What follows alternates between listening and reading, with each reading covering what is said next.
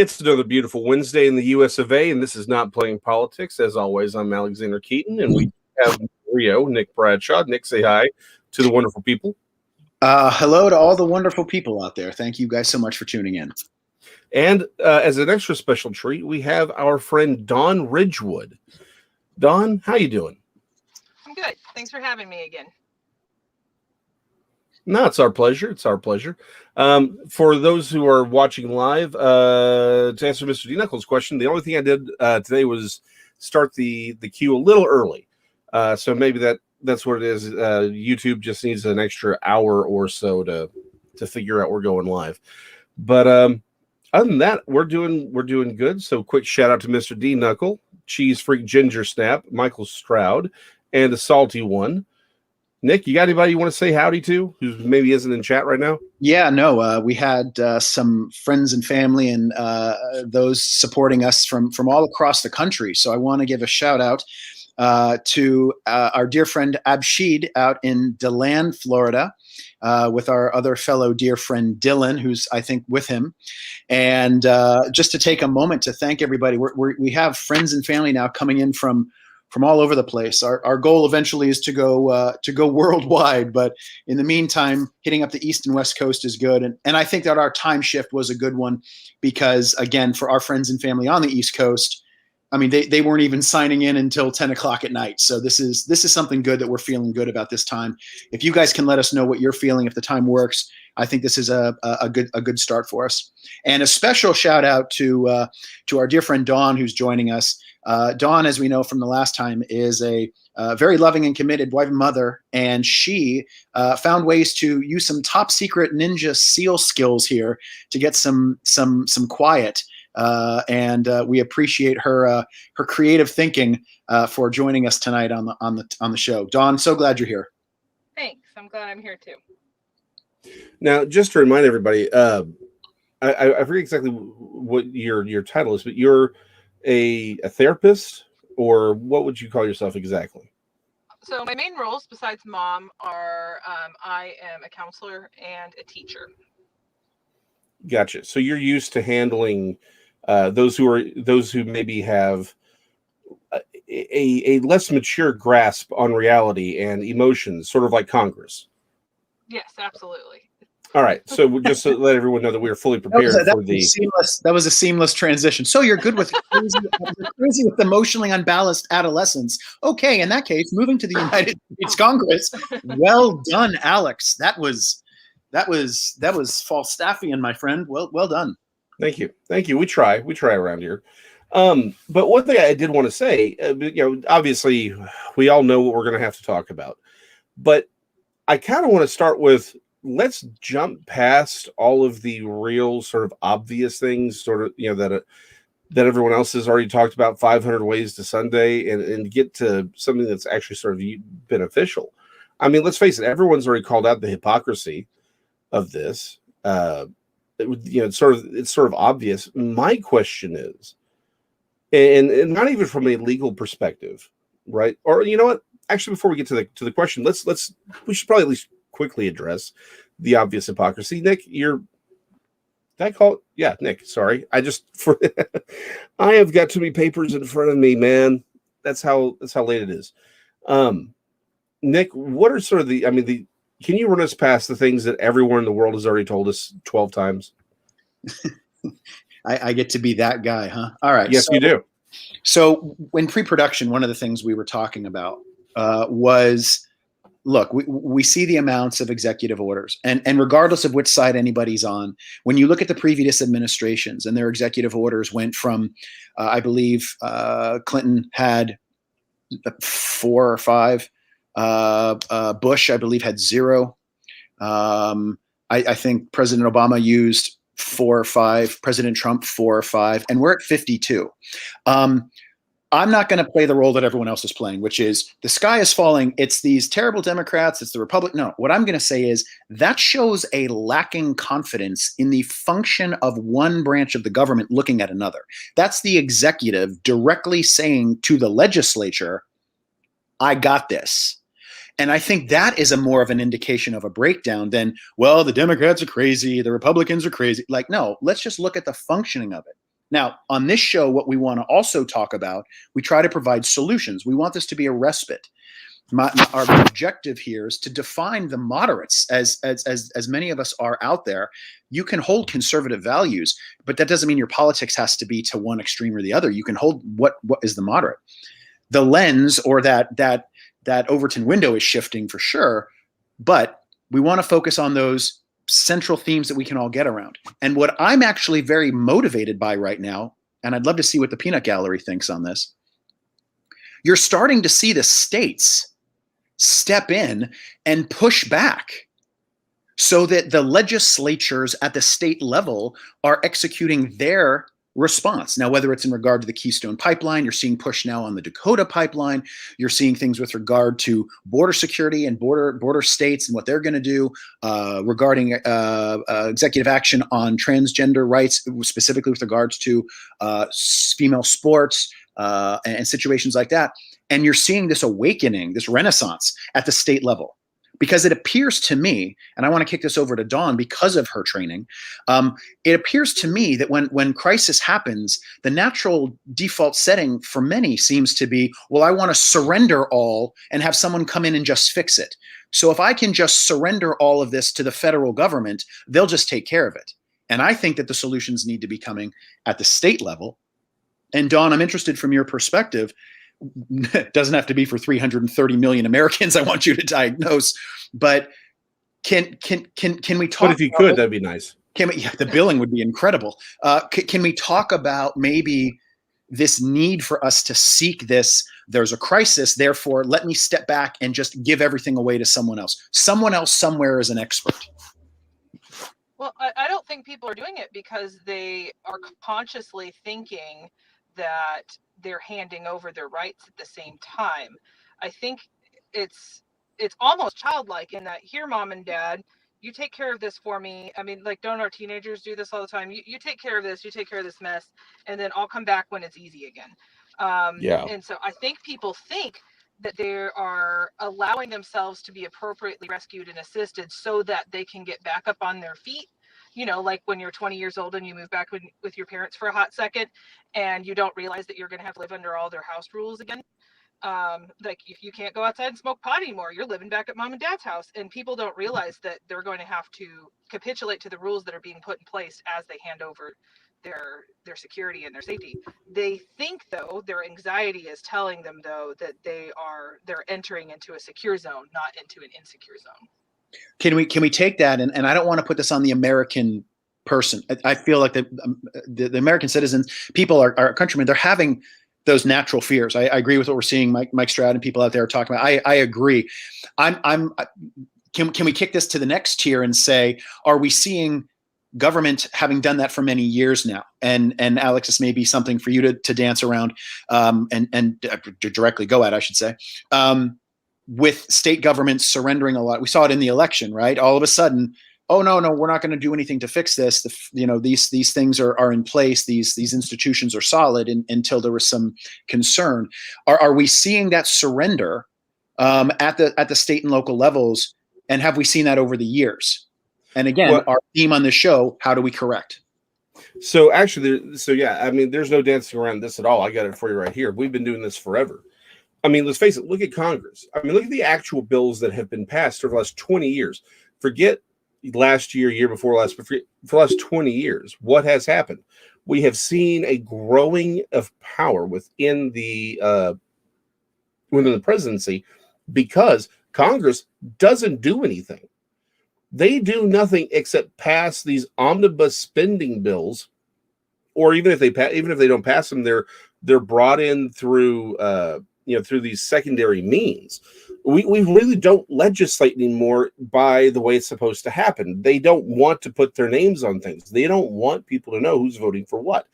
And yeah, this trickles all the way down to the states. The states have been chucking responsibility to the federal government for decades. But what has happened is, what Trump did more than anything else is he was enough chaos that a lot of people woke up to what was happening, right? He upset a lot of apple carts on both sides of the aisle, and I think a lot of people are starting to realize, hold up, the sides of these two sides of the aisle aren't as separate as everyone seemed to think. Like everyone thought it was right versus left. And so let me actually call out something you said earlier about moderate. I don't think moderate is even a term anymore that has any real value, because it's really not about Republican or Democrat or left or right anymore. Because the problem is, as we started to see, those who have been in power long enough in Washington, it's sort of irrelevant whether there's a D or an R next to your name. You're part of the swamp. It is that what we're starting to see is it's Washington. It's what we've called the deep state, the military industrial congressional complex.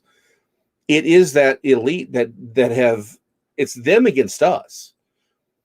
Most of us out here in the world, we can negotiate. Like, I can take most people who are liberal, we can sit down, and honestly, with a very libertarian platform, you can solve virtually every problem you got.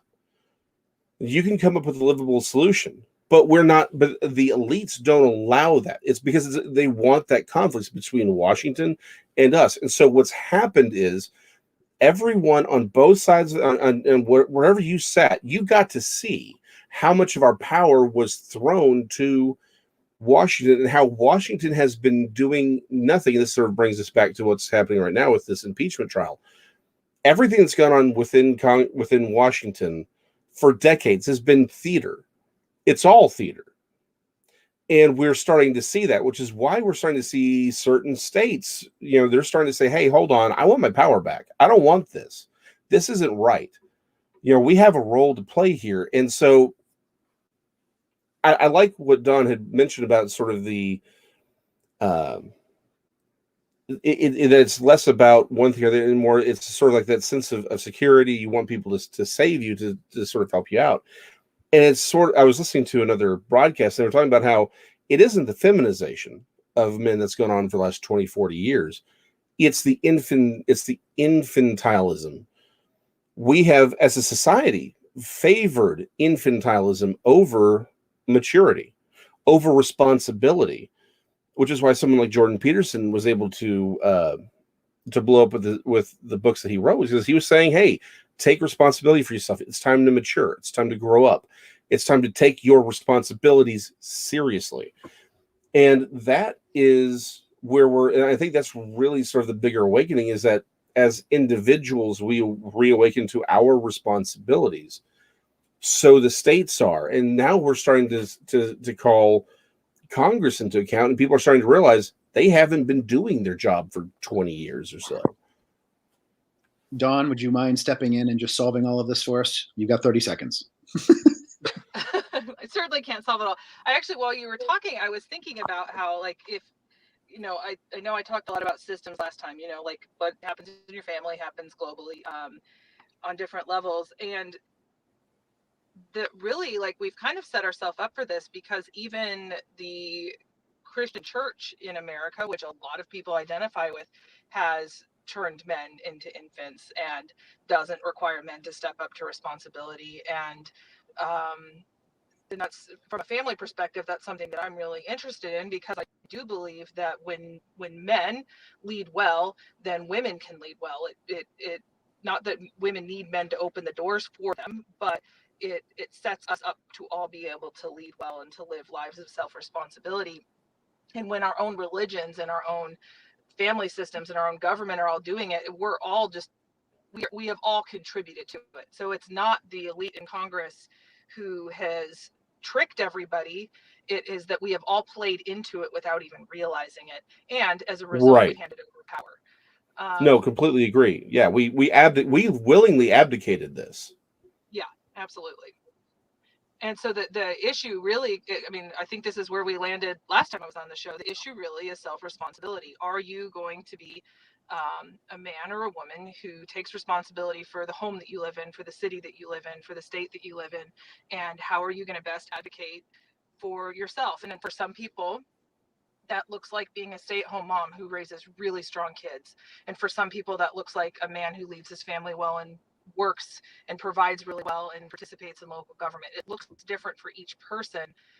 And as a community, we can change everything if we're each taking responsibility for ourselves. But a lot of people don't want to do that, or they're scared to release some of their safety nets.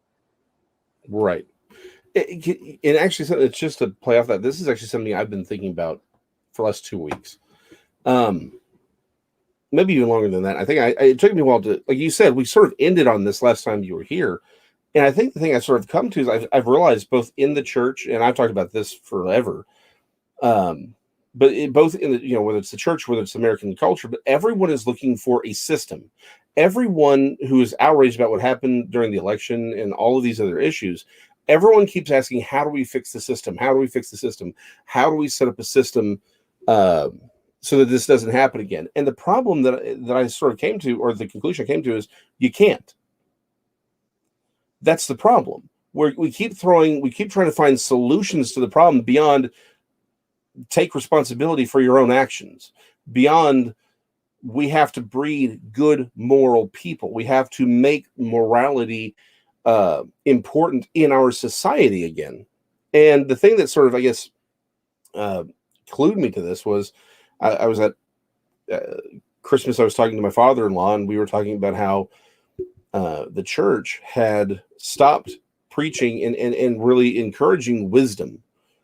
And he looked at me and said, I think the bigger problem here is the American culture doesn't value wisdom, and the church is just American now. So it just adopted the same lack of wisdom mentality.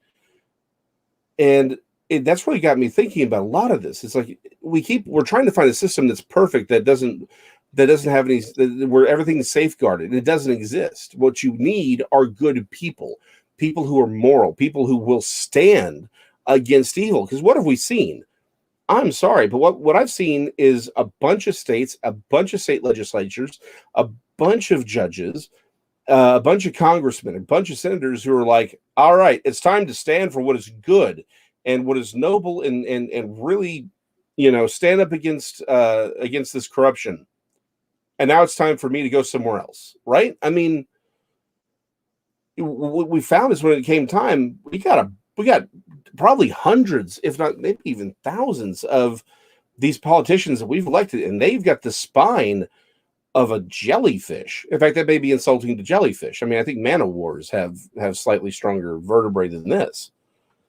So well, I think what we're all saying is we got to maybe look less at politics and more making better people. I wholeheartedly agree on that. And I love that, Dawn, we have you on the show with us tonight. As when you were saying my roles, other than, talking about being a mother, being a teacher, working in counseling, these very important jobs that are there. I think what is fascinating, first off, let me take a note to our fans and teammates in the show tonight. I love the conversation going on in the chat rooms. And I've had a great time following this because at the end of the day, the mission of this show, the objective of this show, is to provide respite, not just for an ideology, not just for a conservative or a Republican or a liberal or a Democrat, whatever, but to provide respite for thoughtful dialogue. And I think that what we've done is we've created an environment that says that conflict itself is bad. If I think of I believe it was St. Paul, and I'm going to horribly butcher this, but I believe it was St. Paul when he said that from conflict, we breed, from challenge, right? We breed, or what is bred is perseverance. And from perseverance comes character. And what I think we're doing, or what is being done, I should say, is that the language, the social media pictures, the environment that is trying to be manicured and crafted is one that is, if something falls outside of the milieu that we've created, outside of the lens that we want you to see it through, it will be canceled, it will be attacked, it will be destroyed. It's puritanical. I mean, it's almost Victorian in some ways. And what I'm seeing is a departure from the concept of truth, and people that understand the difference between that of truth and that of fact. Again, I'm not going to use the direct line for line, but there have been comments I've seen coming out of Representative Ocasio-Cortez who will say things like, a comparison being made that, well, just because there may be certain facts that doesn't necessarily have to do with what we believe to be morally right. And that can become a very, very slippery and Maoist slope because things become dangerous. Words mean something. They mean a lot. I want to go back to something that Michael Stroud, one of our teammates here contributing to the show, he made something really poignant during last week's show, and it has stuck with me since he said it. For those of you who know me personally, you know that I definitely try to be optimistic when I can. And when it comes to any people, love yourself and someone else. It's how I always try to end the show. I'm totally ripping off the band 311 when I say that, just so that if we ever get sued, I can go hang out with the guys and it'll be awesome. But the point that I'm getting at is that I don't necessarily have the same personal views that maybe I believe politically. And I think that a lot of us have that. I personally have no struggles with people's identity and where they come from. I think that's something that they face. Where I stand in the public sphere is how do these things start to lead to laws being codified and interacting with people's individual liberties? And that's also where I think people who know me know that I would stand. But what Michael Stroud said that I want to give credit to, and I'm going to butcher this, Mike, so forgive me, but the gist of it was, let's take the medical realm, the medical field, for example. When you've got people in an environment where truth is being separated or parsed off, you have a discordant factual background when a man identifying as a woman reports to a hospital for an examination for testicular cancer. You can't escape the biology of that. But yet, just today, I saw a story, and I want to tie this to what Mr. Stroud brought up, and that was the story said they're now going to use the term, people have recommended, evidently, this use of the phrase chest feeding, not breastfeeding, so that it is something that is recognized and creates this kind of identity about men being women and doing that. And we're changing that.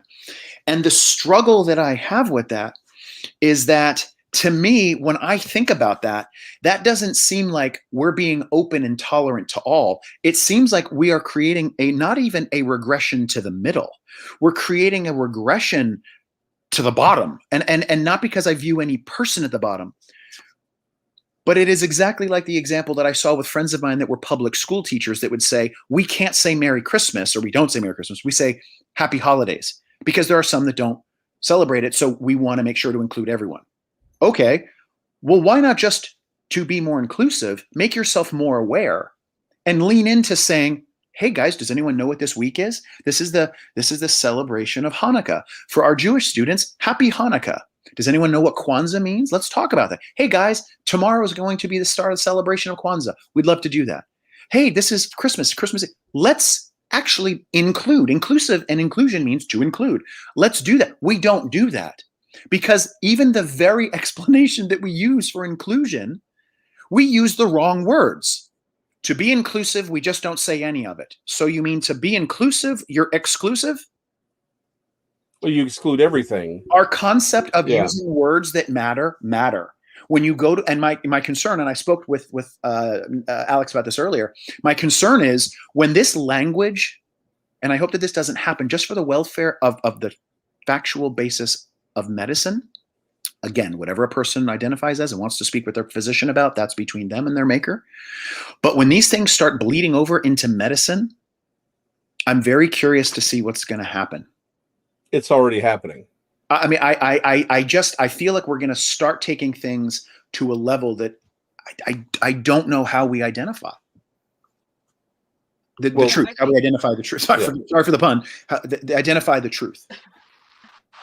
I think it already is happening. I have a friend who's a paramedic, and she has gone on calls where the person insists they are a female, and then it turns out that they are biologically a male, and that so biological males, for example, tend to have more heart attacks.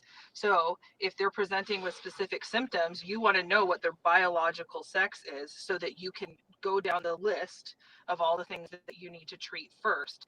And she has had patients die because they would not identify, they wouldn't share their biological identity. And and they didn't look at the right things. They thought, oh, this person's clearly pregnant. They thought, X, Y, and Z. And I think it's been interesting talking to her, because that's really impacted her as she teaches biology and first aid to students. She really wants them to understand that we can love all people very, very well, but there is a biological function at work, and it actually harms people when they're not able to be identified as who they were created to be. And it also is kind of dehumanizing. I'll give you a personal example. I was reading an article about pregnancy the other day. It's the same article I read probably 2 years ago. When I read it 2 years ago, it said, women experience X, Y, and Z. The article had been changed to say people with uteruses experience X, Y, and Z. And I was like, you literally just took away my identity as a woman by changing this to be people with uteruses. Like it felt like a step back, not a step forward. Yes. Dawn, if I may jump in here just for a moment of levity, if it is multiple, just for purposes of me asking questions about words and having meaning, are multiple uteruses uteri? That I would think so. There are people who have the medical condition of having multiple uteruses, so I bet they would, or uteri. So they would probably be able to speak to that better than myself, who only possesses one, unfortunately. Sure. I just love the fact that we've actually used the word uteri on a political show. Well, I mean, I do, again, I want to jump out to our fans here, because you guys present the best input, and I love hearing that. Since we have Dawn with us tonight, I want to get things kind of channeled through all of us here. But this one, I think, Alex, this, if there's ever someone who could identify with this, I want to say this to a salty one out there, who very wisely commented, "We'd get more done if Congress cut loose, forgot about affiliation, poured some single malt scotch, lit a few cigars, and talked as people, not politicians." I want to party with this guy. Yeah, tell me about it. Well, Salty one, you're hereby formally invited to join the show next week. So no, completely agreed. Although I do believe that a good plate of Tex-Mex, a few rounds of scotch, and some cigars will solve most problems in life. That As having the been non-drinker of the group, I would be under the table by just holding the scotch. I would just be passed out after. That's it. It would be hysterical. That's true. It's a true statement. Yeah. We'll let you get away with the Dos Equis if it's Tex-Mex at least. But so Don, so here's the thing. I'm hearing two things sort of under everything that we've said. There seems to be two themes, and I think there's one that hasn't been expressly said, but that we have been dancing around, and that is centrality of truth. It seems like we've, as an entire culture, regardless of what side you are on, we've rejected reality for the comfort of whatever makes somebody happy. And in doing so, we've also abdicated our roles in our own lives, our responsibility within our own life. That if we were to put the centrality of truth, of actual objective reality in our own lives and in the center of our cultural life, and just make that a pursuit, that it would be easier then for us to look at our own lives and say we need to be responsible for our own lives and then responsible for the world around us, and that we could actually probably come to some solutions. Because the problem is, if everyone's off of their own reality, where up is down, sideways is actually the color purple, and dogs can fly, like if we can choose what reality to live in, there is no actual working with anyone, is there?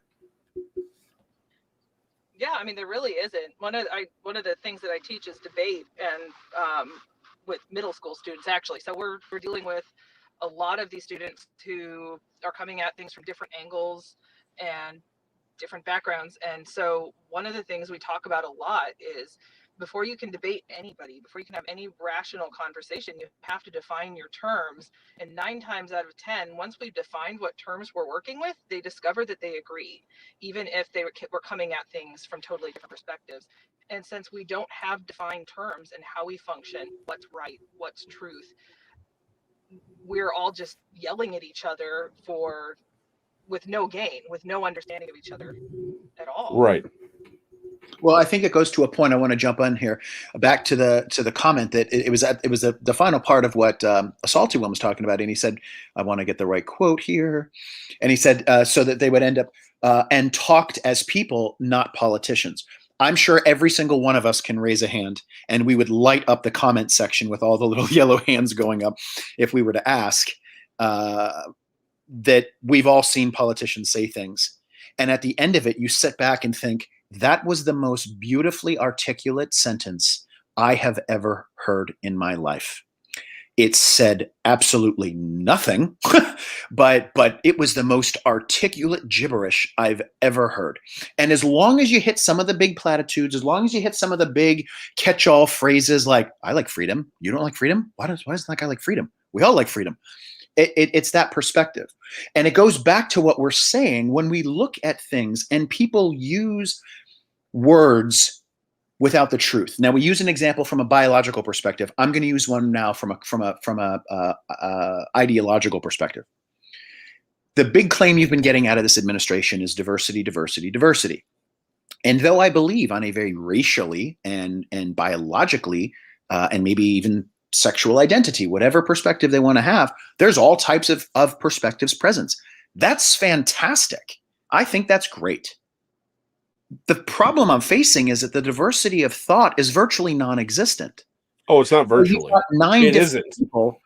3 are 7 feet tall and have green eyes and blue hair and one arm that can go over their head and another arm that can make a paper airplane by itself, and 3 people that are 2'6" and weigh 700 pounds and can dribble a basketball with their teeth, and 3 people that are none of that and they're just light energy, and you're like, wow, this is incredible.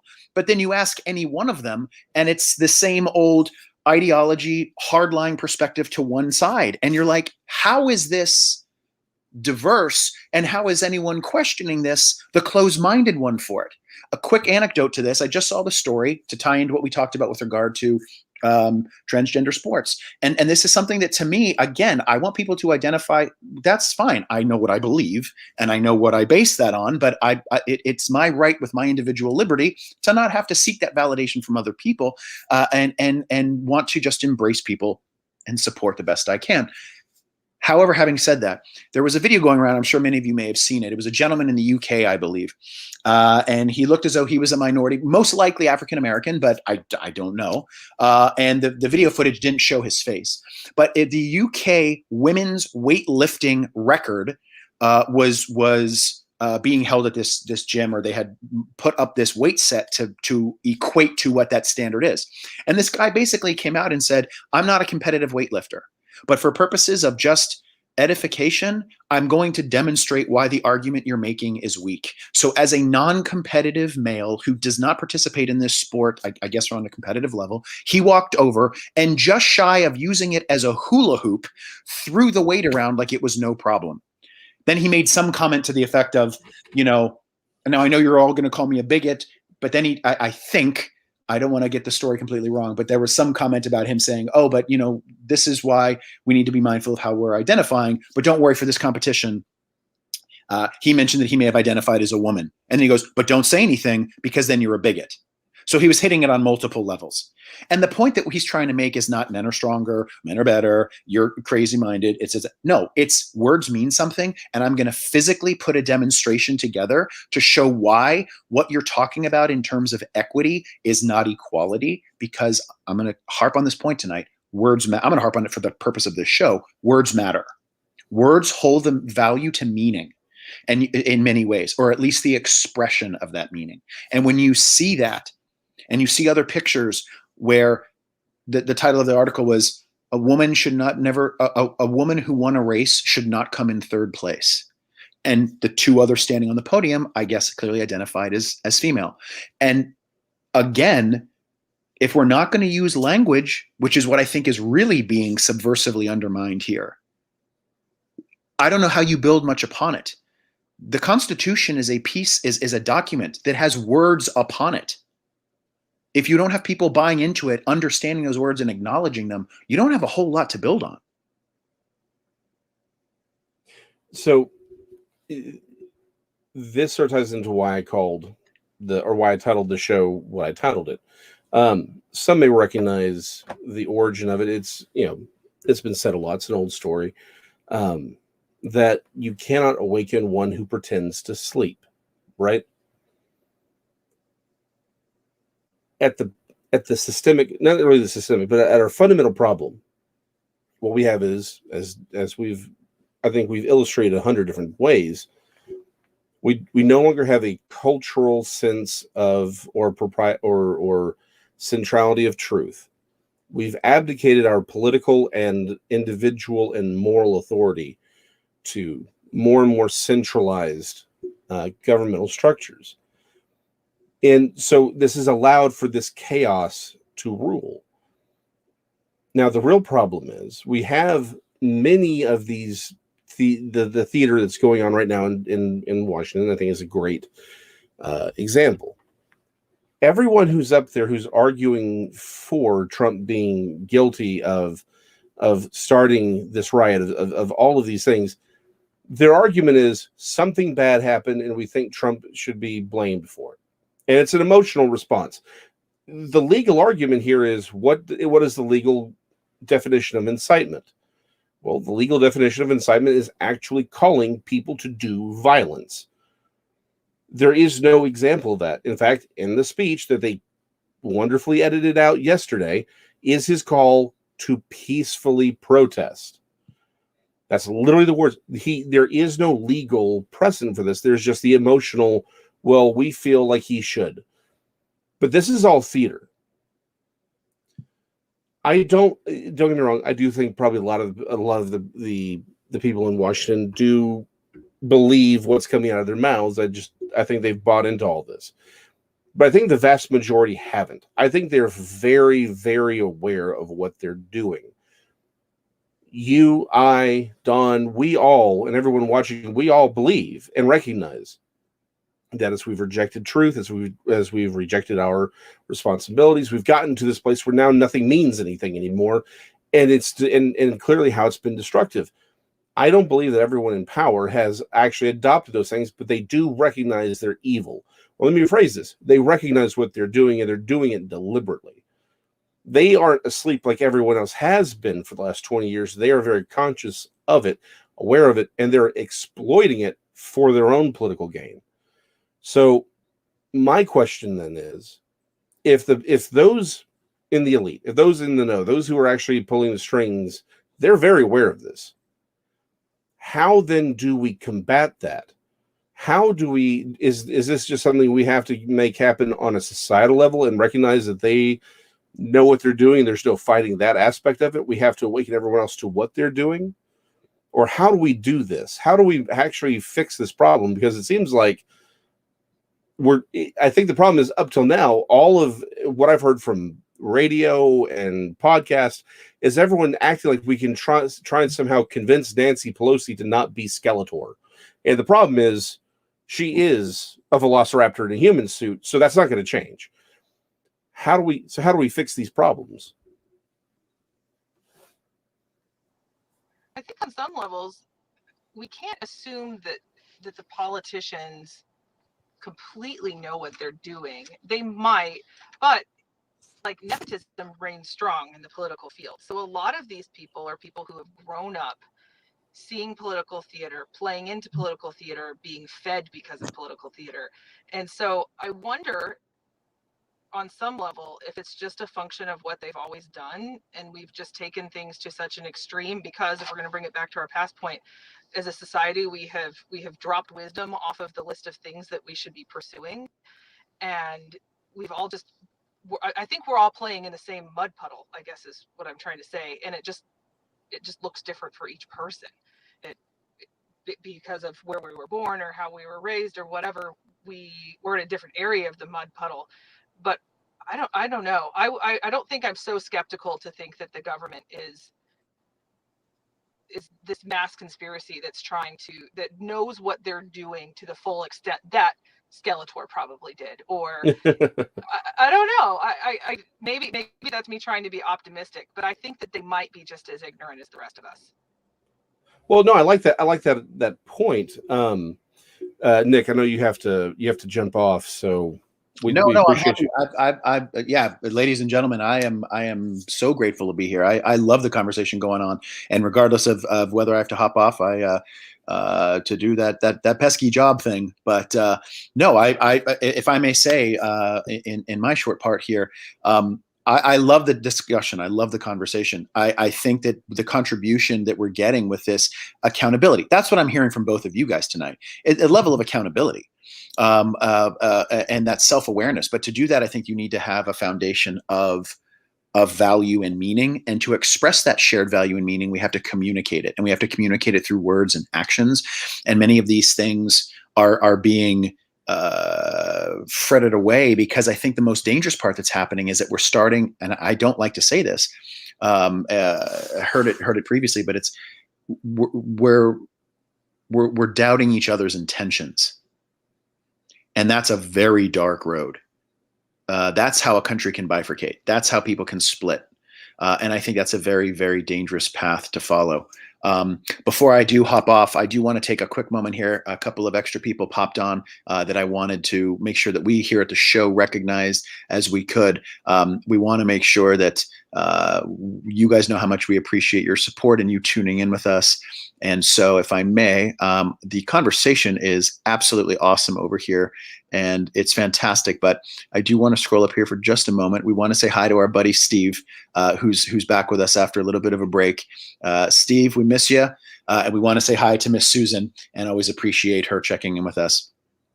As I hop off, because I want the show to end with these two wildly intelligent people getting to bring the ship into port, I will be the guy to do the one thing that we haven't done on this show yet, and that is to say we've never really focused on getting the message out, because we wanted to focus on building a show that we were proud of and getting engagement from listeners, and seeing the amount of debate and stuff going on, and finding a time that works, finding a platform, getting the cue cards and stuff done. I really want to thank Alex for all of his work in this. I'm coming to you guys. I'm coming directly to you. We're not looking to play the channels of Facebook and Twitter and all that stuff just yet. We're looking to still be word of mouth. And we found you guys, and we're so honored that you're here. Would you please, if you can, pass along the message, get people to subscribe, get people to be a part, because the show gets our intention is to make it as strong as possible to get the message out and to engage it through you guys and your presence. And we so sincerely appreciate you being here. If you could talk to 3 people or talk to 10 people or talk to 2 people, that would be fantastic. That's the end of my sales pitch. I want to turn it over to my 2 highly, highly capable, esteemed colleagues, and tell you all, as always, it's an honor to be here. Stay positive. Love yourself and someone else. Dawn, thank you so much for the support. Peace as always to your wonderful family and all the great work you're doing in the classroom and with your clients. And to my partner in crime here, Alex, take him home and do well. I wish you all a good night and take care. Appreciate you, Nick. That was Nick. I think he bowed out just in time, considering his signal had turned him into a GoBot. It sounded is what it sounded like. Well, geez, now I forgot where we were going. But no, okay, I remember. So I liked your point, though, and I think it's very, very valid that a lot of people and many of these politicians, I think it is, it is possible that many of them may not necessarily recognize what they're doing. They may very well genuinely believe all of this. I find it hard for some people, only because you kind of look at them and you're like, you couldn't be doing this accidentally. But if we've allowed reality to, like, let's be honest, our education system has sort of created this alternative reality that everyone, that a lot of these leftists seem to pull out of, where it's, again, what we've been talking about, biological sex doesn't matter. The economics doesn't matter. It's whatever we determine economics to be. There is no objective reality. We don't need to know these things. As it seems like it may be the problem, like you said, that a lot of these people don't. It's not that they don't recognize how do I phrase this? while I do believe some absolutely know what they're doing and they're doing it deliberately, the vast majority may not. So how then do we retain? How then do we regain a centrality of actual reality in a culture when it seems like half, at least half, or maybe significantly less, they just loud about it, don't seem to recognize objective reality. Yeah, I mean, that's a hard thing, and I would agree that there are politicians who have been there for decades at this point, which goes to one of the points made in the comments that we should have term limits. I think um, sometimes out with the old, in with the new isn't a bad idea. Now, when it's getting rid of objective reality and it's getting rid of truth and it's getting rid of morality, then it becomes a problem. But sometimes you need to revamp the system a little. So I think that Right. was a good point that was made in the comments. On some levels, it's going to take waking up the American people too. I was a single parent for a number of years, so I have connections with a lot of single parents in the area. And most of these people have, both male and female, have come to rely on the government and I mean, they're all living in panic mode most of the time because being a single parent with kids and providing for them is hard. So they have turned to rely on the government and local resources and whatever else is around them to support themselves. And that means on some levels they've had to shut their brains off from reality to just be able to operate and to function. And I think that maybe the pandemic has really shined a light for a lot of people on the fact that they have been living out of stress and out of panic for a long time, and that they weren't taking Right. time to evaluate who they were as people and where they want to go as people, and they're just kind of in survival mode. That's the phrase I was looking for, survival mode. um, I like it. Yeah. No, and I and completely agree. and so when we live in survival mode, we're not focusing on the things that are happening around us. We're not focusing on personal growth. We're not focusing on character. Like we have a nation of people who are asleep. So when extremism starts happening and we start seeing people riot into the Capitol building and we start seeing people do huge protests, all of a sudden we get woken up, and that's not a bad thing. But now we're seeing what's happening, and nobody, I think this is the conundrum we've concluded, is nobody knows how to get out of it because we have been asleep for so long. I mean, it comes back to starting with individuals, though. How do we get woken up? Most of us have to have really hard stuff happen for us to wake up, and we have to be We have challenged. to hit a rock bottom, sort Yeah. of. And of course, Well, that again, looks that's different for each person. Rock bottom for some people seems small to one person and not to another person, but yeah. we all have to come to the point where we realize we're not leaving legacies at this point that we could be proud of. And when we start thinking about what is my legacy going to be, how am I going to benefit the world, how am I going to contribute to the world, to my family in positive ways, and then what values do I need to live out of, where do I need to grow, what are my blind spots, until we start doing that as individuals and as a nation, we're going to keep just looking like lost zombies. No, that's exactly right. It's exactly right. And I like, yeah, you're right. I think it is just, I like what you're saying. It is really just hitting that rock bottom. And maybe we have. Maybe that's what we're seeing here is a rock bottom. I would hate to think it's going to get worse, but I don't think that's possible. I don't think it's possible that we avoid it getting worse. I think that's what I'm saying. Um, but yeah, I think then really our message needs to be truth, accountability, responsibility for your life, and those and your role in society. We have to champion those old-fashioned virtues and morality that modern culture has rejected out of hand, and the question then becomes, do we make an argument for them, and how is the best way to make that argument? And by the way, you've got 30 seconds to figure this out for all of society right now, or it's never going to happen. Well, I mean, it does start with education on some levels. I think the benefit of me having a window into a very small part of the education field is seeing that we can teach kids and students to think for themselves and to think rationally and to have productive conversations that don't involve snap decisions and snap judgments. It's hard though, because of course when you interact with kids you also interact with their parents, and Uh-huh. the parents are tough. It's hard because all of the parents want to raise their kids exactly the way they want to raise them, and the parents have their blinders on too, and it just, each one of us keeps our own little blinders on because it keeps us safe and keeps us feeling like we're safe. It's a tough thing. I mean, even, you know, if I'm counseling a couple who are struggling in their marriage, even just getting them to risk the vulnerability of taking their blinders off so they can see the other person as they are and as a human and have grace for each other is tough.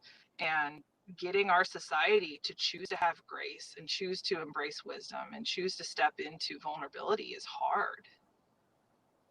Yeah. No, well, it's harder, I think, when our entire culture is designed on this dunking, is what they call it, sort of mentality, right? Like, I mean, everyone likes to watch the, you know, Ben Shapiro destroys, you know, this attorney, or watches Rachel Maddow eviscerates Trump's legacy, right? Like, those are the things that get hits. Those are things we share. There are people whose entire jobs for 4 years it was to say snarky comments at Donald Trump on Twitter, and they got paid to do it.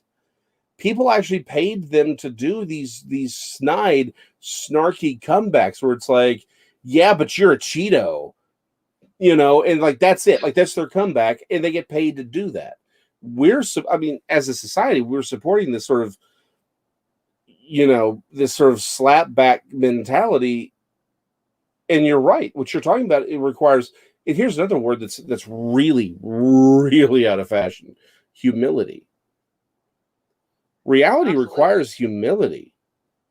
Yep. Because you have to recognize that it's not what you want. Well, and those slapback responses require no sense of humility whatsoever. In fact, it keeps us continuing to float around in shallow waters. It keeps us from having to deal with the reality of the deep. And most people, I mean, this is a C.S. Lewis quote from a long time ago. He says that most people are completely satisfied playing with their mud pies when there's, I think the phrase is a dessert or a huge meal on the other side. We have entertained ourselves into being satisfied with dirt instead of being Yes. satisfied with the banquet. And if this was happening in C.S. Lewis's time, so we're talking 60 years ago at this point, it was happening 100 years ago, and it was happening 200 years ago. It is the human condition to avoid dealing with the difficulties. And of course, it's looked different depending on culture and society. But what we're experiencing in America is the same that has happened everywhere else because humans have been everywhere else. No, I think that is absolutely a great point.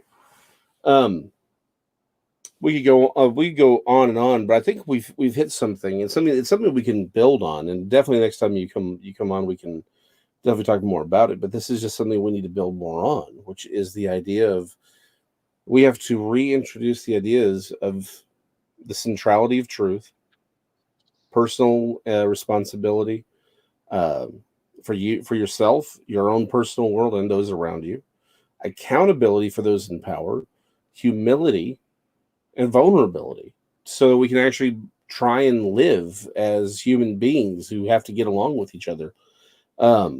It seems like like the technology we have doesn't actually allow for that, but I think that's something. But I think it's like any other tool; it is what we make of it. So let me thank you for coming on, because again, we love having you. You have so many great points, and I think in many ways, your education, your work, your experience, both in education and in counseling, is exactly what we need right now. It's exactly the kind of perspective we need to put this thing back together, if it's ever going to come back together. And it's going to take all of us, everyone listening, everyone who's going to listen in the future, everyone who's even not listening, right? We're one tiny little piece of the internet. It's going to take everyone getting out there and advocating for these things, making these arguments one to another. And it's going to be scary. I think we're all going to have uncomfortable, conversations, even with ourselves, right?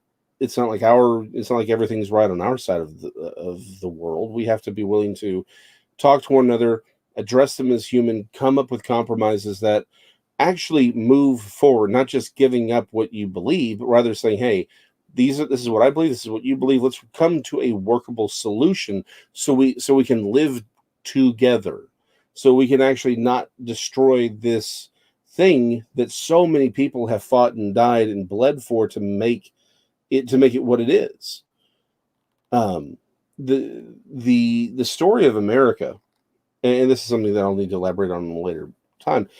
Well, the fight that we're having now is everyone's trying to make the story of America the story of an evil nation, when it's just evil people running around doing evil things. When the problem is, the story of human history is the story of sinful humans hurting one another, and the United States having certain core ideas that says, hold on, maybe we can do better than that, and trying to crawl out of it. And it's like everyone's like, well, it wasn't perfect at the beginning, therefore it has to be completely thrown out. It's like, well, but then you throw out all of the good that's actually occurred, and what you're replacing it with is the evil that we're trying to crawl away from. This totalitarian inhumanity to one another is what we're trying to crawl out of, and that's what everyone wants to draw us back into. Like you said, it's the same thing that's always been. This is a fight that we didn't get ourselves here overnight, and we're not going to fix it overnight. But I really appreciate your perspective, and thank you for having you on. Thank you for having me. Everyone, it's I wish I could tell you how this week was going to go. I got no clue, but I know that we'll be here next week, and we will love to see y'all. Thank you again to Dawn. Thank you to Nick. Thank y'all, everyone. Again, like, follow, subscribe, share, hit the notification bell, and we'll catch y'all next time. Good night.